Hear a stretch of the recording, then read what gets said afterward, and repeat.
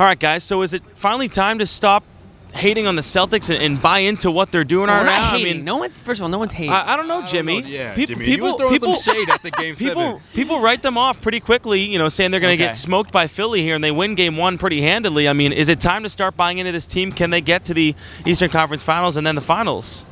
Okay, go. No, I want you to go. I was going to say, first of all, you and Nick both said that they weren't going to win the series. Obviously, all right. long series. But that's not hating, though. There's no way, this is not going to go 7. All right, that's my prediction. Celtics in 7. I'm sticking to it. Okay. But before tip-off, a lot of media members in the back almost trying to clown me and saying that, look, I don't know about that, man. Celtics in 7. If anything, the Sixers can get this done in 6. I think we're overlooking the fact that these young guys can perform at a high level. Doesn't matter who they're playing against. They're not afraid. We've seen it time and time again without Kyrie, and we're seeing it right now when it matters most. And I think the Philadelphia 76ers weren't prepared for what happened in Game 1. You know, you look at what they were able to do behind the arc. I mean, 17 three-pointers. Terry Rozier is playing the best basketball he's ever played by far. I mean, he's on a whole nother level right now. He's banana land right now. He's rocking that Drew Bledsoe jersey, and he's playing the part, man. He's been leading rocking the Bledsoe jersey, playing like Brady, though. Exactly. Hey, playing like Brady. Go. There you go. Yeah, that's not a knock at Drew Bledsoe by any means. No, Brady's just a goat. Obviously not. But look, at the end of the day, like I said, it's going to be a long series. It's going to go the distance, in my opinion. But don't be surprised if the Celtics come out and head to the Eastern Conference Finals. Okay, on a national scale, I think the Celtics have been written off for sure. I think locally here you'll find more guys who are like you, for example, who are willing to give them a shot. I did take the Sixers and 6 to start the series. Now, I think it's just the unknown. This series is a complete unknown for, I would say, everybody, because you've got two teams that are made up of players who have little to zero experience in the playoffs. And I think in Game 1, we saw a Sixers team that wasn't ready for the playoffs. They didn't look like a team ready for the call tonight. And they're going to say that the crowd didn't bother them and all this stuff, but when it comes down to it, you've got Embiid, who's never been in this situation before, and you've got Simmons, who's never been in this situation before. Same with Sarge and a handful of other guys. Now with the Celtics, a guy like Tatum hasn't been in a situation before, but was ready for it on his home court, so he's got a little bit of an advantage there. Yeah, we'll see what happens in Game 3 when they switch courts. But guys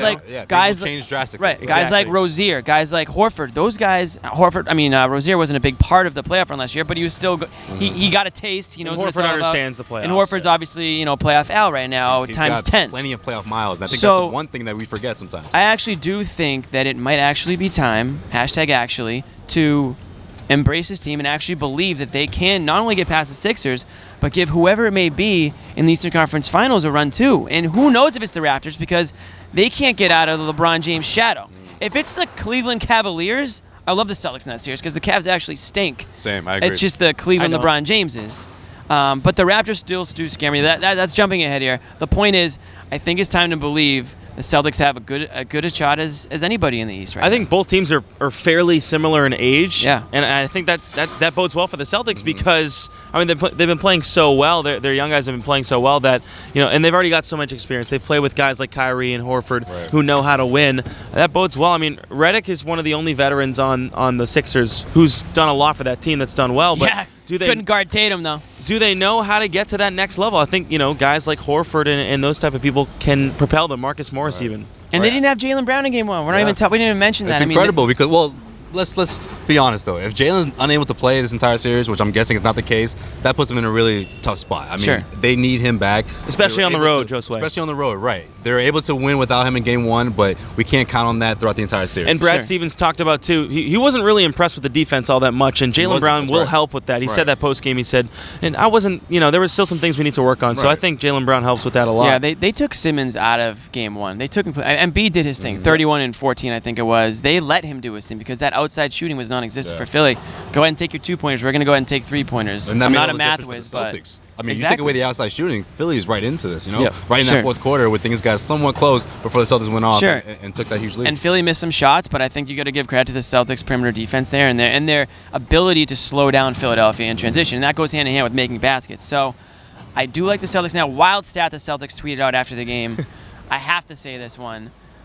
Horford, Rozier, and Tatum combined for 83 points tonight. Never in the Big Three era of KG, Pierce, and Ray did they hit that number. Their high was 79. That's unbelievable. So don't tell me that these guys can't get hot and can't fill up the basket because they did tonight, and that was without one of their best players in Jaylen Brown.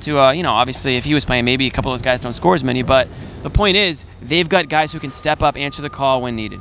All right, Celtics fans, are you still buying in Do you still believe in this team? Chat us. We'll find out.